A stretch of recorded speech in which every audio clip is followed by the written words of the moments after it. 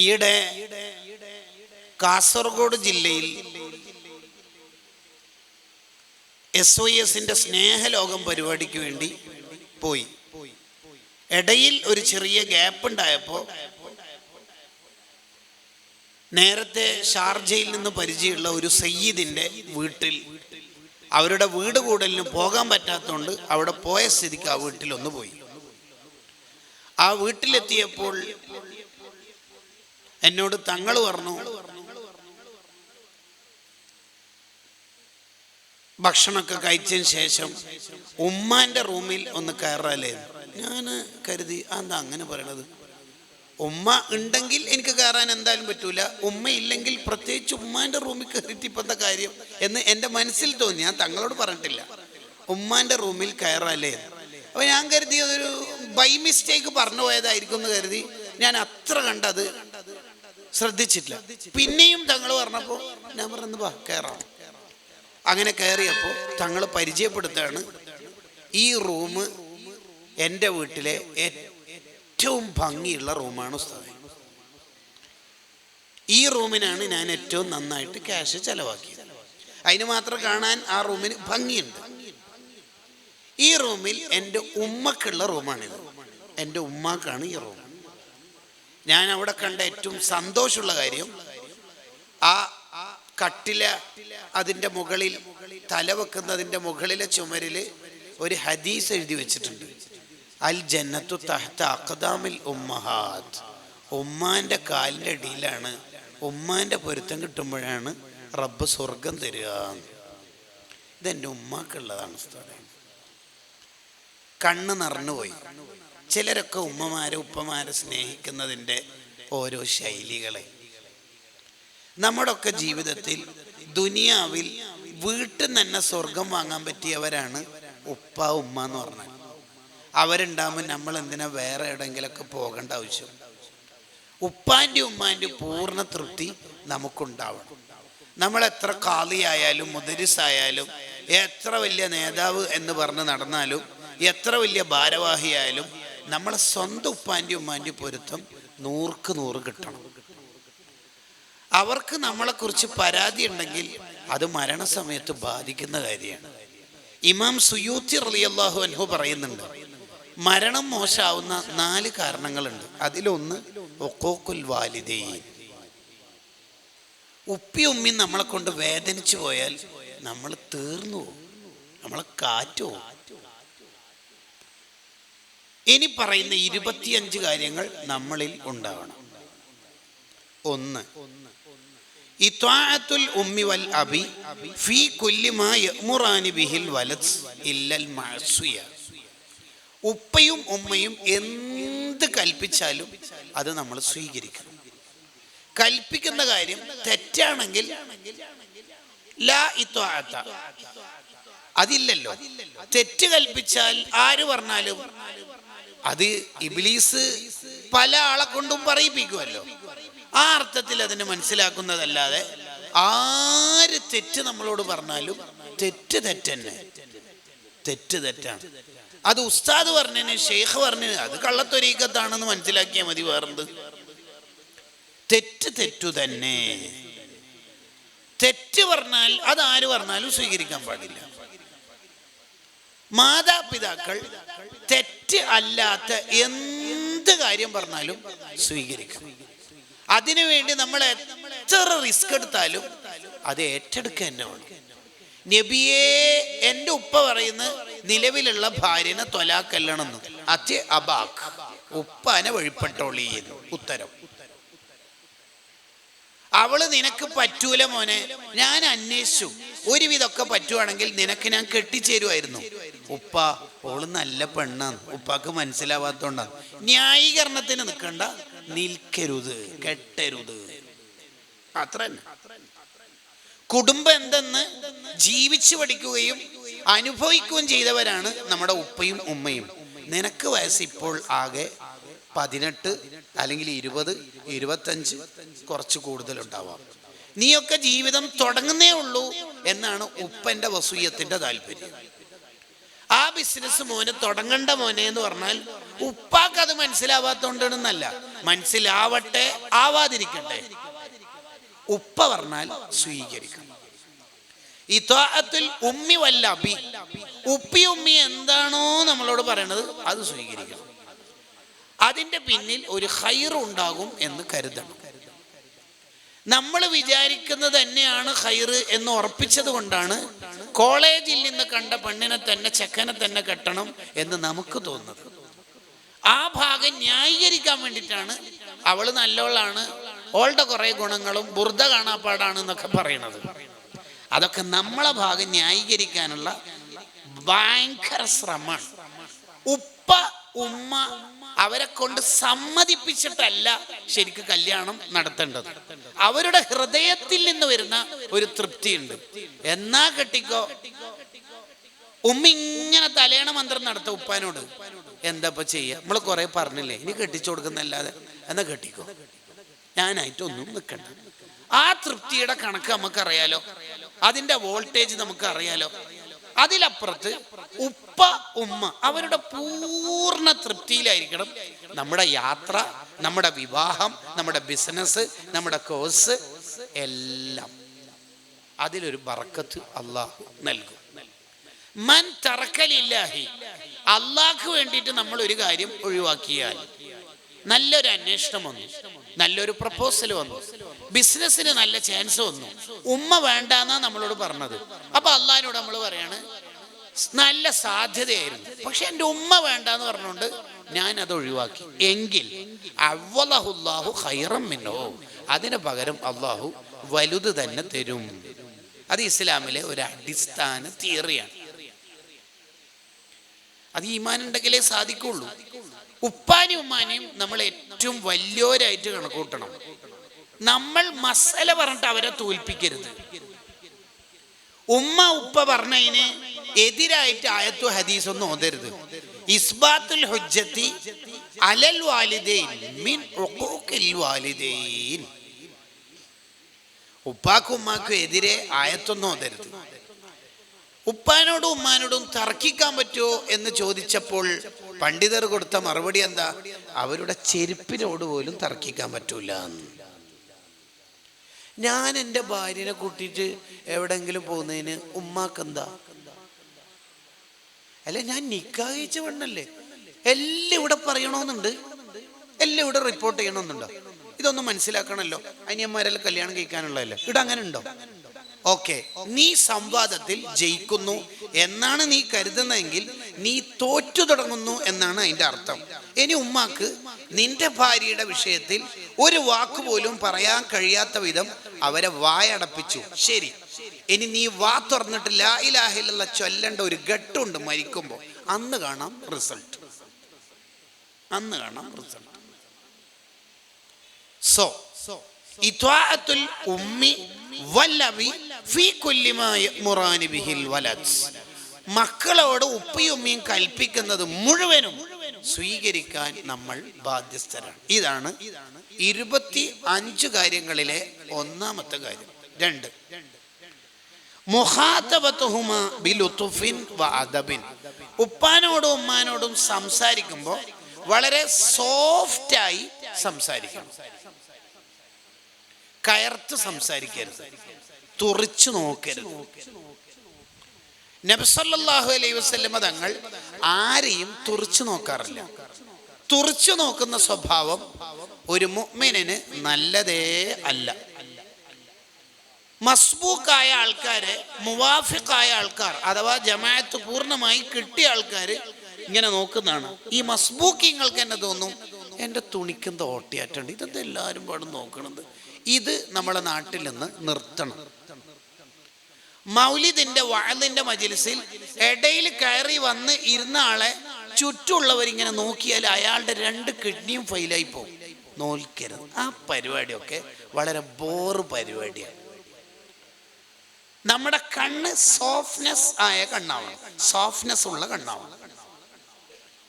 നമ്മുടെ സംസാരത്തിലും എപ്പോഴും ആരോടും കയർത്ത് സംസാരിക്കരുത്. എതിരാളിയുടെ അടുത്ത് ഇസ്ലാം പരിചയപ്പെടുത്താൻ വേണ്ടി മൂസ നബി അലിഹിസ്സലാം, ഹാറൂൻ നബി അലിഹിസ്സലാം എന്നീ നബിമാരെ അയക്കുമ്പോൾ ഫിറഔൻ എന്ന ശത്രുവാണെങ്കിൽ തന്നെയും അദ്ദേഹത്തോട് ഏത് രീതിയിൽ പറയാനാ അല്ലാഹ് പറഞ്ഞത്? ഫഖൂലാ ലഹു ഖൗലൻ ലയ്യിന, വളരെ സോഫ്റ്റ് ആയിട്ട് സംസാരിക്കണേ നിങ്ങൾ. അഥവാ ലഅല്ലഹു യസക്ക, ആ ചങ്ങായി നന്നായാലോ. നന്നാവൂലെന്ന് അള്ളാഹ്ക്ക് അറിയില്ലേ? അറിയാം. പക്ഷെ വഅള് പറയുന്ന ആള് സോഫ്റ്റ് ആയിട്ടാണ് പറയേണ്ടത്, ഉപദേശിക്കുന്ന ആള് സോഫ്റ്റ് ആയിട്ടാണ് പറയേണ്ടത്. ദഅവത്തിന് അയക്കുന്ന സ്വഹാബിമാർക്ക് നബി സല്ലല്ലാഹു അലൈഹി വസല്ലം തങ്ങൾ കൊടുക്കുന്ന ഉപദേശം യസ്സിറ വല തുഅസ്സിറ, ബശ്ശിറ വല തുനഫിറ, വെറുപ്പിക്കരുത്, സോഫ്റ്റ് ആക്കണം. ഞാൻ പിന്നെ തെറ്റ് കണ്ടാൽ അപ്പാട് പറയും, എനിക്കപ്പുറമില്ല ഇപ്പുറമില്ല. ഈ പരിപാടി എല്ലായിടത്തും നല്ലതല്ല എന്നാണ് പറയാൻ ശ്രമിക്കുന്ന ആശയം. ഇനി മാതാപിതാക്കളിലേക്ക് വരാം. മാതാപിതാക്കളോട് സംസാരിക്കുമ്പോൾ വളരെ സോഫ്റ്റ് ആയിട്ട് സംസാരിക്കണം. മദീനയിൽ നിന്ന് ശബ്ദം ഉയർത്തരുത് എന്ന് മാത്രമല്ല, ലാ തർഫഉ അസ്വാതകും ഫൗഖ സൗത്തിൻ നബി എന്ന ആയത്തിന്റെ താല്പര്യം.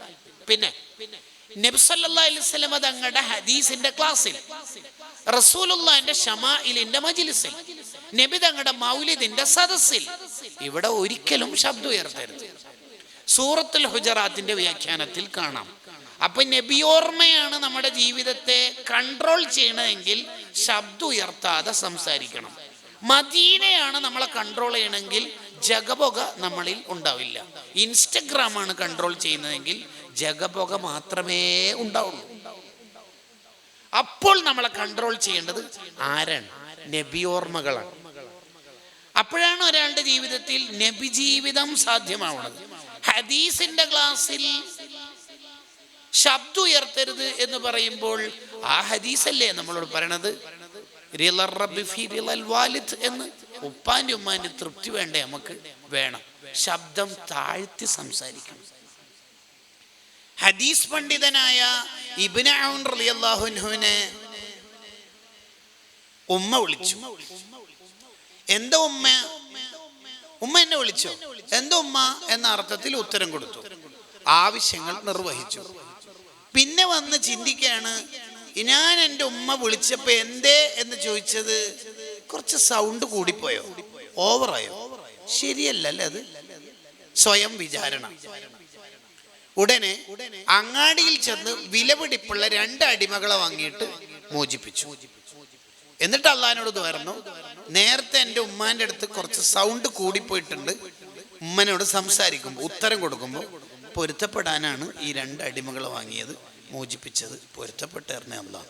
സൗണ്ട് എന്തേ എന്ന് ചോദിച്ചപ്പോൾ കൂടിപ്പോയതിന്. കണ്ട, മുഖാതബത്തുഹുമാ ബിലുത്ഫിൻ വ അദബിൻ. ഉപ്പാനോടും ഉമ്മാനോടും സംസാരിക്കുമ്പോൾ സോഫ്റ്റായി അദബോടെ സംസാരിക്കും.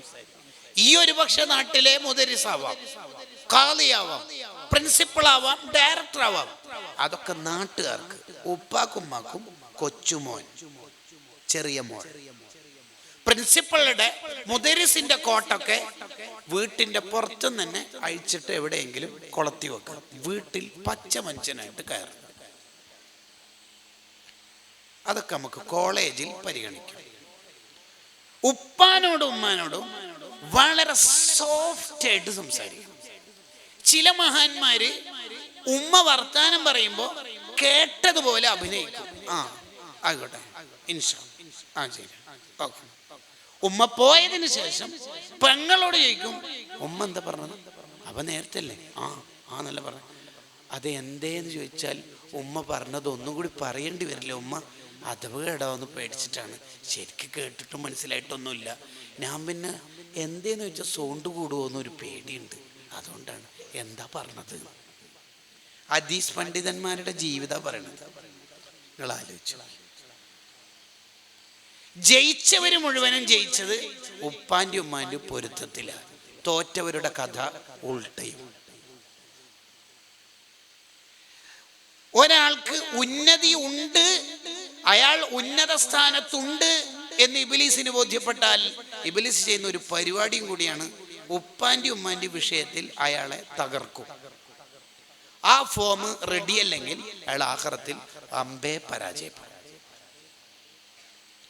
അപ്പൊ രണ്ടാമത്തെ നമ്മൾ പഠിച്ചത് മുഖാത്തബത്തുഹുമ ബിലുതുഫിൻ വഅദബിൻ, വളരെ സോഫ്റ്റായി സംസാരിക്കണം. ഉപ്പാനോടും ഉമ്മാനോടും സോഫ്റ്റായി സംസാരിക്കണം. ഉപ്പാക്കും ഉമ്മാക്കും ചെയ്തു കൊടുത്ത ഒരു കാര്യവും എടുത്തു പറയരുത്. ഞാനല്ലേ ഉമ്മാക്ക് പിന്നാന്ന് 5000 തന്നത്, ഇതെന്താ പൈസ പറിക്കുന്നുണ്ടോ? മിണ്ടിപ്പോരുത്. സ്വതക്ക എടുത്തു പറയൽ പൊതുവിൽ നല്ലതല്ല. പ്രത്യേകിച്ച് ഉപ്പാനോടും ഉമ്മാനോടും പറയാനേ പാടില്ല. ഉപ്പാക്കും ഉമ്മാക്കും കൊടുത്ത സംഖ്യയുടെ കഥയോ അതിന്റെ കണക്കോ ഭാര്യനോട് പറയുന്ന പരിപാടി നിർത്തിവെക്കണം. അത് എന്താവശ്യത്തിനാണെങ്കിലും അത് നിർത്തിവെക്കണം. ഗസാലി ഇമാം റഹിമഹുല്ലാഹ് ബിദായത്തുൽ ഹിദായ എന്ന ഗ്രന്ഥത്തിൽ എഴുതി വെക്കുന്നുണ്ട്, ഉപ്പാക്കുമ്മാക്കും കൊടുത്ത കാര്യമൊന്നും ഉപ്പാനോടും ഉമ്മാനോടും പറയരുത്. ഞാൻ ഡൈനിങ് ഹാളും സെൻട്രൽ ഹാളും വൃത്തിയാക്കിയില്ലേ, ബാക്കി ഫാത്തിമാനോട് പറയുന്ന ഡയലോഗ് അടിക്കരുത് എന്നാണ് പറഞ്ഞതിന്റെ മലയാളം. അതേസമയം ഉപ്പാക്കുമ്മാക്കും അള്ള കൊടുത്ത അധികാരമാണ്, മക്കൾക്ക് ചെയ്തു കൊടുത്ത കാര്യമൊക്കെ പറയാം, അതിനൊരു പ്രശ്നമില്ല. നിന്റെ +1 ഫീസ് അടച്ചത് എങ്ങനെയാന്ന് അറിയാം മോനെ, നീ ഇപ്പം കുറച്ച് ശമ്പളം കിട്ടുമ്പോൾ ഏതാ ഡയലോഗ് അല്ലേ, പൈസ ഇല്ലല്ലേ എനിക്ക് ടൈറ്റ് അല്ലേ, ആ കൊറോണ കാലത്ത് നിനക്കൊരു ഫോൺ വാങ്ങിത്തരാന് ഉപ്പ കഷ്ടപ്പെട്ട കഷ്ടപ്പാട് നിനക്കറിയോ? ഇപ്പൊ ഉപ്പ ഒന്ന് ടൂറിന് പോകണ്ടെന്ന് പറയുമ്പോഴേക്ക് നീ എന്താ ഇപ്പൊ പറഞ്ഞത്? ഓക്കേടാ. ഉപ്പയും ഉമ്മയും ചെയ്ത മുഴുവൻ സ്വതക്കയും എടുത്തു പറഞ്ഞാൽ ഒരു പ്രശ്നമില്ല, ഒരു പ്രശ്നമില്ല. അത് അവർക്ക് അള്ള കൊടുത്ത അധികാരമാണ്, അതവരുടെ സ്ഥാനാണ്, അതവരുടെ വിലയാണ്. മൂന്നാമത്തെ കാര്യം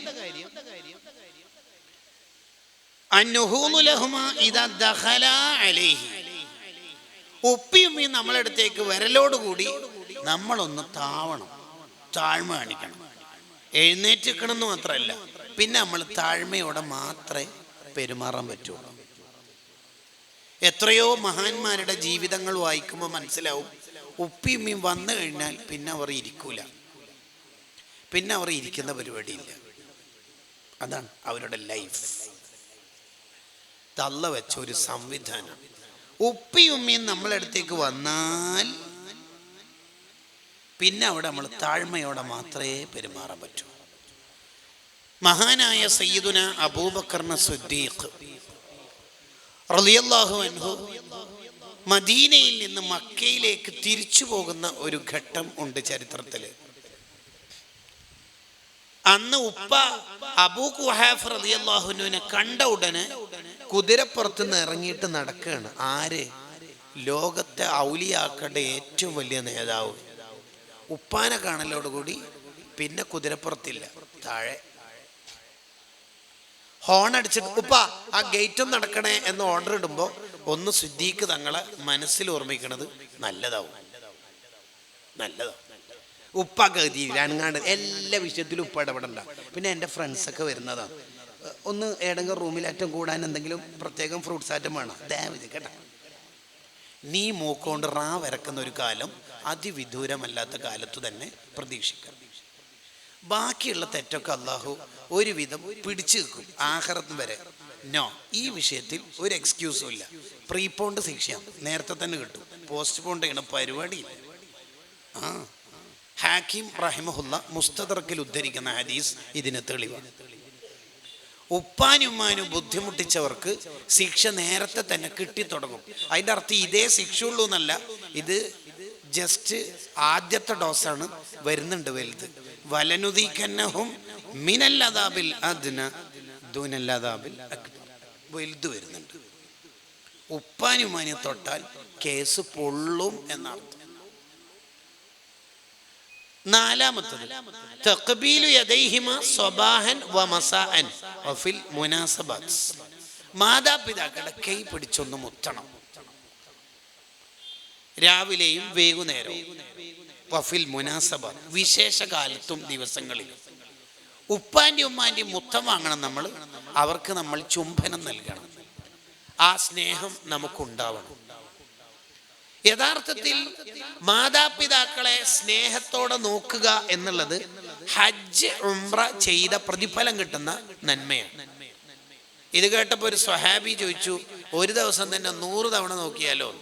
നബി സല്ലല്ലാഹു അലൈഹി വസല്ലം തങ്ങളുടെ അഡ്വാൻസ്ഡ് മറുപടി, 1000കണക്കിന് ലക്ഷക്കണക്കിന് നോക്കിയാലും അങ്ങനെ തന്നെ. ഇത് ഉപ്പിയും ഉമ്മയും ഉള്ള കാലത്തേ കിട്ടുള്ളൂ. ഇല്ലാത്ത കാലത്ത് ഫോട്ടോ നോക്കിയോണ്ടൊന്നും ഇത് നേടിയെടുക്കാൻ പറ്റൂല. ഉള്ള കാലത്ത് വേണം. ഉള്ള കാലത്ത് കൊയ്തെടുക്കേണ്ടത് ഉള്ള കാലത്തു തന്നെ കൊയ്തെടുക്കണം. എപ്പോൾ വീട്ടിൽ നിന്ന് ഇറങ്ങുമ്പോഴും വീട്ടിലേക്ക് കയറുമ്പോഴും മാതാപിതാക്കൾക്ക് ഒരു സ്പെഷ്യൽ പരിഗണന കൊടുക്കണം. ബാക്കിയുള്ളവർക്ക് സ്വതക്ക കൊടുക്കണ പോലെയല്ല ഉപ്പാക്കും ഉമ്മാക്കും സ്വതക്ക കൊടുക്കണം. മാതാപിതാക്കൾക്ക് സ്വതക്ക കൊടുത്താൽ 1,00,000 ഇരട്ടി പ്രതിഫലമാണ്. ഉമ്മാക്ക് 1 രൂപ കൊടുത്താൽ 1,00,000 രൂപ കൊടുത്ത കൂലിയാണ്. ഇതെവിടുന്ന നമുക്ക് കിട്ടുക? ഇതെവിടുന്ന് നമുക്ക് കിട്ടുക? നിങ്ങൾ ആലോചിച്ച് നോക്കി. 1,00,000 ഇരട്ടി പ്രതിഫലം ലഭിക്കും ഉപ്പാക്കും ഉമ്മാക്കും സ്വതക്ക കൊടുത്താൽ. കൊടുക്കുന്ന സമയത്ത് നീതി കാണിക്കണം. ഉമ്മാക്ക് 5,000 കൊടുക്കണമെങ്കിൽ ഉപ്പാക്കും 5,000 കൊടുത്തിരിക്കണം. കൊടുക്കണം. ചെലവിന്റെ പൈസ വേറെ കേട്ടോ. അത് ഉപ്പയാണ് നോക്കുന്നതെങ്കിൽ അത് ഉപ്പാക്ക് വീട്ടിലെ കാര്യങ്ങളും കറണ്ട് ബില്ല്, ഗ്യാസ്, അതൊക്കെ വേറെ കൊടുക്കുക. ഒരു പ്രത്യേക ഗിഫ്റ്റ് ആയിട്ട് കൊടുക്കണമെങ്കിൽ ഉമ്മാക്ക് കൊടുക്കുന്ന തന്നെയാണ് ഉപ്പാക്കും കൊടുക്കേണ്ടത്. മക്കൾക്കിടയിൽ നീതി കാണിക്കണം. ശരിയാണ് അല്ലേ? മക്കൾക്കിടയിൽ നീതി കാണിക്കണം.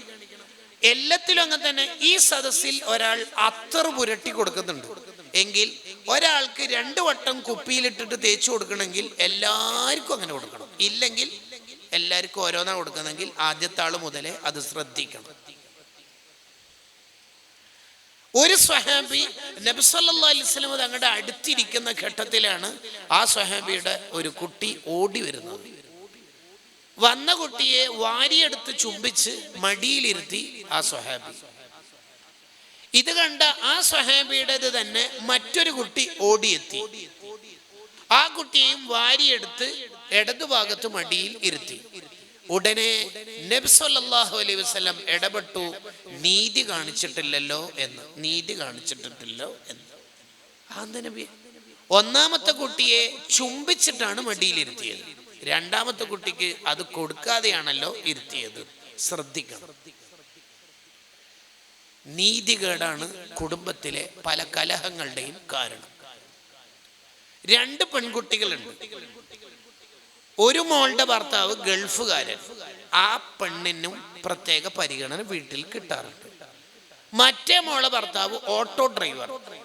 അവളെ നിന്ദിക്കാറുണ്ട് എങ്കിൽ ആഖിറത്തിൽ കുടുങ്ങിപ്പോകും. ഒരു ഭാഗം ചെരിഞ്ഞിട്ടായിരിക്കും ആഖിറത്തിൽ വരിക. ചെയ്യരുത്. മക്കളോട് നീതി കാണിക്കണം. എൻ്റെ വിഷയം പാരന്റിങ് അല്ലാത്തതുകൊണ്ട് ഇപ്പോൾ അതിൽ കയറി സംസാരിക്കണം. മാതാപിതാക്കളെ നന്നായി പരിഗണിക്കണം. 4. അഞ്ചാമത്തത് അൽ മുഹാഫളതു അല മാലിഹിമ. അവരുടെ സമ്പത്ത് നന്നായി സംരക്ഷിക്കണം. കൈകാര്യം ചെയ്യുന്ന ആൺകുട്ടികൾ ജാഗ്രതയെ. മാതാപിതാക്കളുടെ സ്വത്തിലെങ്ങാനും അന്യായമായി ഇടപെട്ടാൽ, ഉപ്പക്ക് പ്രായമായതുകൊണ്ട് കള്ളരേഖ ഉണ്ടാക്കിയാൽ എന്നാണ് പറഞ്ഞതിന്റെ താല്പര്യം, കുടുങ്ങും. നിന്റെ മക്കൾക്ക് എന്തെല്ലാം രോഗങ്ങളാണോ വരുന്നതെന്ന് പ്രതീക്ഷിക്കാം. ഉപ്പയെ പറ്റിച്ചിട്ട് സ്വത്ത് കയ്യിലാക്കിയാൽ എങ്ങനെയാ നിന്റെ മക്കൾ സ്വാലിഹികളാവുക? മത്അമുഹു ഹറാം വമൽബസുഹു ഹറാം വമശ്റബുഹു ഹറാം ഫഅന്ന യുസ്തജാബ്. പിന്നെ എങ്ങനെ ദുആഇന് ഉത്തരം കിട്ടുക? പല കുട്ടികൾക്കും അംഗവൈകല്യം ഉണ്ടാവുന്നതും പ്രയാസങ്ങൾ ഉണ്ടാവുന്നതും അനന്തര സ്വത്തിലെ അവിഹിതമായ ഇടപെടലാണ്. വാപ്പ മരിച്ചപ്പോൾ പെങ്ങന്മാരെ പറ്റിക്കുന്ന രീതിയിൽ കൈകാര്യം ചെയ്യുന്ന കാര്യകർത്താക്കളുണ്ട്, ആങ്ങളമാർ. നിങ്ങളെ മക്കൾക്ക് വരുന്ന ദുരന്തം അടുത്ത കാലത്തു തന്നെ പ്രതീക്ഷിക്കാം. അന്യായമായി വസൂലാക്കിയ പണം കൊണ്ട് നമുക്ക് ജീവിതത്തിൽ ആഖിറത്തിൽ ഉപകരിക്കുന്ന ഒരു കാര്യവും ചെയ്യാൻ പറ്റില്ല.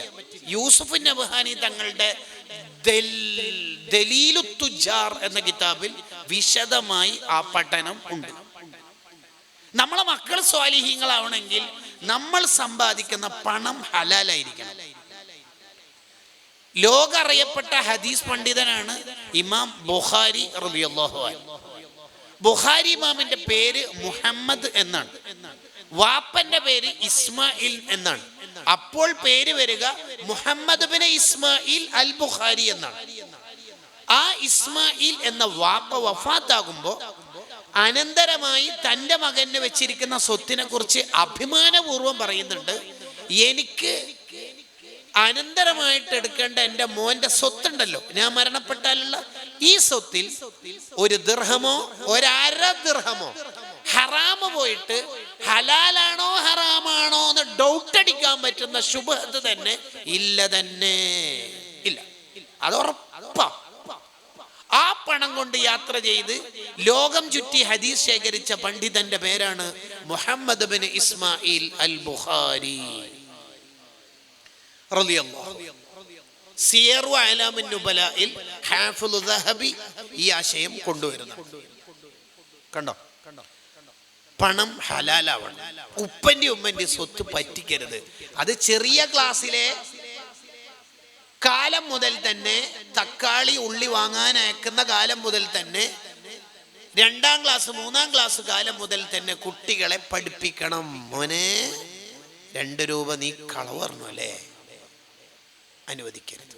കളവ് നമ്മുടെ വീട്ടിൽ ഉണ്ടാവരുത്. സത്യസന്ധതയുള്ള വീട്ടിൽ ബറക്കത്ത്. ഇനി വേറെ ഫ്ലിപ്കാർട്ടിൽ നിന്ന് ഓർഡർ ചെയ്യണ്ട, അവിടെ തന്നെ ഉണ്ടാവും. സത്യസന്ധതയുള്ള വീടായിരിക്കണം.